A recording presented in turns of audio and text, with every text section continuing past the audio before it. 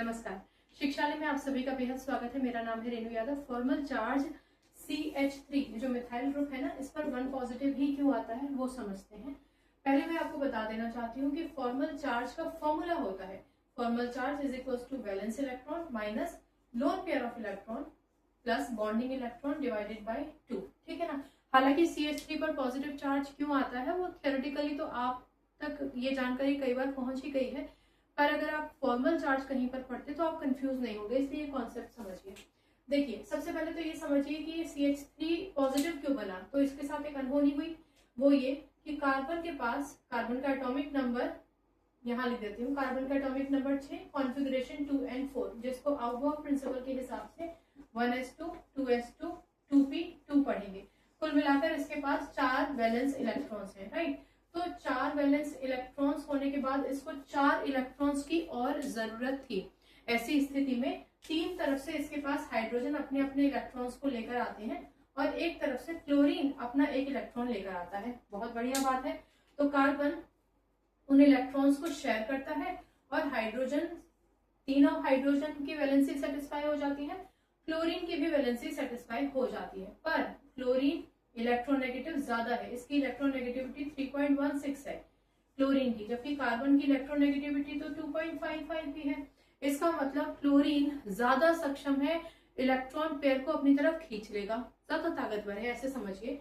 यानी जो ये शेयर्ड पेयर ऑफ इलेक्ट्रॉन्स थे जिसमें एक क्लोरीन का और एक कार्बन का था, क्लोरीन ने उस शेयर्ड पेयर ऑफ इलेक्ट्रॉन को अपनी तरफ खींच लिया, जिसकी वजह से अपनी तरफ खींच नहीं लिया, ले गया, शेयर्ड पेयर ऑफ इलेक्ट्रॉन ले गया।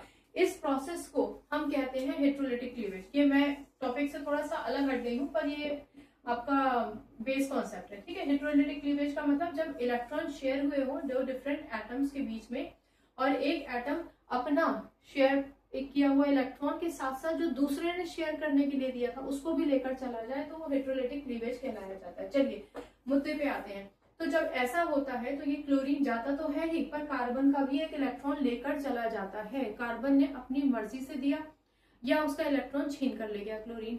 अल्टीमेटली हो तो वो दाता गया, और दाता पे हमेशा पॉजिटिव चार्ज आता है, इसलिए आप इसको CH3 पॉजिटिव या फिर H3C पॉजिटिव लिख सकते हैं, ठीक है ना। ये मॉलिक्यूलर फॉर्मूला हो गया, ये ओपन स्ट्रक्चरल फॉर्मूला था। इतना समझ में आ गया। CH3 पर पॉजिटिव चार्ज इस नॉर्मल कारण से होता है जो नॉर्मल भाषा में हम आपको बता देते हैं। पर अगर वो कहे कि फॉर्मल चार्ज बताइए आप इस पर कितना है, तो फॉर्मल चार्ज के लिए आप फॉर्मूला लगा दीजिए। Formal charge is equals to valence electron minus lone pair of electron plus bonding electron divided by 2। अब इसमें ये स्थिति तो यही थी, फर्क सिर्फ इतना हुआ कि ये वाला इलेक्ट्रॉन गया क्लोरीन के साथ। तो अब इतनी स्थिति है हमारे पास। ये हम क्यों देख रहे हैं? क्योंकि वैलेंस इलेक्ट्रॉन्स तो आपके पास 4 ही रहेंगे, ठीक है, लेकिन इसके बाद हमारे पास लोन पेयर ऑफ इलेक्ट्रॉन तो ऑफ कोर्स 0 है। बॉन्डिंग इलेक्ट्रॉन्स कितने हैं, यहाँ फर्क आ जाता है। इसके पास अभी तक जब तक क्लोरीन ने चीटिंग नहीं किया था तब तक 2 4 6 8 बॉन्डिंग इलेक्ट्रॉन थे। इसकी भी वैलेंसी सेटिस्फाइड थी, बाकी सबकी भी। लेकिन क्लोरीन ने जब इलेक्ट्रॉन लेकर चला ही गया तो इस पर पॉजिटिव चार्ज आ गया, मतलब इसके पास इलेक्ट्रॉन्स की शॉर्टेज हो गई। अब अगर कोई आपसे पूछे कि CH3 पॉजिटिव में कार्बन के बॉन्डिंग इलेक्ट्रॉन्स कितने हैं, तो आप कौन से इलेक्ट्रॉन्स काउंट करेंगे? जो उसने हाइड्रोजन के साथ बनाए हैं। तो इसके खुद के अपने इलेक्ट्रॉन्स और हाइड्रोजन के अपने इलेक्ट्रॉन्स शेयर करने के बाद ही तो बॉन्ड बना था, कोवेलेंट बॉन्ड। तो ये काउंट करेंगे आप तो कितने आएंगे? 2 4 6। तो इसका मतलब बॉन्डिंग इलेक्ट्रॉन हमारे पास है 6। अब फॉर्मूला लगा दीजिए, ये वैल्यूज फॉर्मूले में लगा दीजिए। Balance electron 4 minus lone pair तो हमारे पास है ही नहीं, 0। बॉन्डिंग हो गए मेरे पास 6/2, ठीक है। तो अल्टीमेटली 2 3 6, तो अल्टीमेटली 4 - 3 मतलब 1, और ये +1 आएगा क्योंकि बड़ी यूनिट से छोटी यूनिट माइनस हो रही है। क्योंकि ये +1 आया इसलिए आप कहेंगे कि CH3 को आप ऐसे दिखाते हैं, ठीक है, या फिर आप H3C ऐसे दिखाते हैं। समझ में आया? तो अगर आपसे फॉर्मल चार्ज पूछा जाए तो आप ये रीजन देंगे। इसके अलावा एक छोटा सा रीजन और समझिए। यहाँ देखिए, इस पूरे स्ट्रक्चर में मैं इस क्लोरीन के साथ मिलाकर अगर कहूं तो कार्बन के पास टोटल, इसका एटॉमिक नंबर 6 था ना, तो कार्बन के पास टोटल इलेक्ट्रॉन कितने थे? 6, ठीक है। टोटल प्रोटॉन कितने थे? 6, राइट। अब हाइड्रोजन भी अपने 3 तरफ से इलेक्ट्रॉन लेकर आया, राइट। तो इसके पास इलेक्ट्रॉन्स जुड़ गए, +3 हो गए, क्लियर। और क्लोरीन भी अपना एक इलेक्ट्रॉन लेकर आया, तो इसके पास एक इलेक्ट्रॉन क्लोरीन का मत जोड़िए, आप सिर्फ इतना देखिए, जब क्लोरीन वो इलेक्ट्रॉन लेकर चला गया,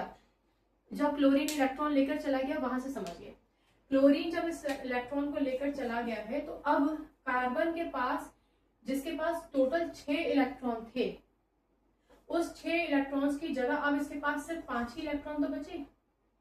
6 इलेक्ट्रॉन्स की जगह 5 ही इलेक्ट्रॉन तो बचे, क्योंकि एक यूनिट जो क्लोरीन से शेयर किया था वो तो लेके चला गया क्लोरीन, राइट। तो इलेक्ट्रॉन्स बचे 5।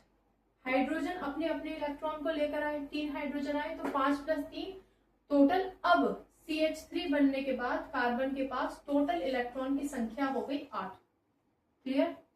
प्रोटॉन की बात करते हैं। प्रोटॉन तो हमेशा न्यूक्लियस के अंदर ही रहते हैं, तो वो तो कभी बदलेंगे ही नहीं, तो कार्बन के पास 6 प्रोटॉन तो थे ही थे। और क्योंकि ये H+ जो हाइड्रोजन है, प्रोटियम हम लेते हैं ना, जिसके पास 1 प्रोटॉन होता है, तो ये 3 हाइड्रोजन आए थे, तो ये तीनों के तीनों हाइड्रोजन 3 प्रोटॉन भी लेकर आए थे। तो अल्टीमेटली प्रोटॉन की संख्या कितनी हो गई? 9। इलेक्ट्रॉन की संख्या कितनी रह गई? 8। याद रहेगा, कार्बन के पास अपने 6 इलेक्ट्रॉन थे, लेकिन क्लोरीन उसका एक शेयर्ड पेयर ऑफ इलेक्ट्रॉन, अपना तो क्लोरीन इलेक्ट्रॉन लेकर ही गया, पर हाइड्रोजन का भी लेके चला ही गया ना। तो अब जो टोटल इलेक्ट्रॉन्स कार्बन के पास बचेंगे क्लोरीन जाने के बाद, CH3 वाले कार्बन के पास जो टोटल इलेक्ट्रॉन बचेंगे वो 5 बचेंगे, और 3 इन इलेक्ट्रॉन्स को जोड़ दीजिए जो हाइड्रोजन लेकर आया था, तो 5 + 3 8 इलेक्ट्रॉन हो गए, राइट।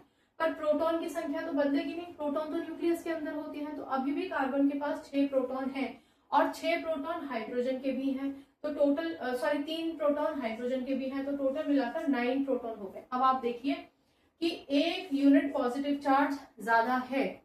नॉर्मली हम किसी भी एटम में number of proton, number of electron बराबर समझते हैं ना, इतना आपको समझ में आ गया, राइट। लेकिन अब जब ये CH3 बन गया है, एक पर्टिकुलर एक मॉलिक्यूल आपका तैयार हो गया है, तो इसमें पॉजिटिव चार्ज जो है वो 9 हो गए और नेगेटिव चार्ज 8 हो गए। तो 9 में से 8 निकाल दीजिए अगर आप, तो पॉजिटिव 1 यूनिट का फर्क आ रहा है। ये भी एक कारण है जिसकी वजह से प्लस चार्ज आता है CH3 पर, ठीक है। तो आप फॉर्मूला चार्ज भी निकाल सकते हैं, आप ऐसे भी समझ सकते हैं, राइट। तो ये एक छोटा सा कॉन्सेप्ट था जो आप तक पहुंचाना बहुत जरूरी था। अगर कोई कंफ्यूजन है तो पूछ लीजिएगा। केमिस्ट्री से अपनी केमिस्ट्री अच्छी बनाइए, शिक्षा ले आइए। अगली बार मिलने तक अपना ख्याल रखिए, खुश रहिए, सकारात्मक रहिए, और आपकी जय हो, ऐसा काम जरूर कीजिए। नमस्कार, शुभ रात्रि।